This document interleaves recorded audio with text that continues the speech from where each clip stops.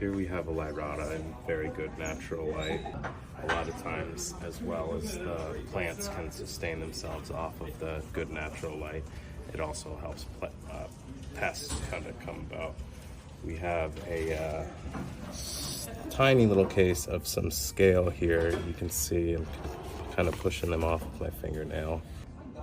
So scale is a piercing / sucking pest that will get on the leaves, and they form a little shell around them to protect them, and they'll poke their body part, whatever it is, into the leaf. They don't move around on a plant, however they can reproduce. Another good way to kind of mitigate any scale is using horticultural oil like neem oil from the neem tree. Neem oil is specifically very viscous, and the idea there is you spray it on the leaves. It doesn't affect the plant or cause any problems in the atmosphere. It does, however, beat up on top of the pests and ends up suffocating them. So that's the way that neem oil and other horticultural oils work, and it's very effective against scale.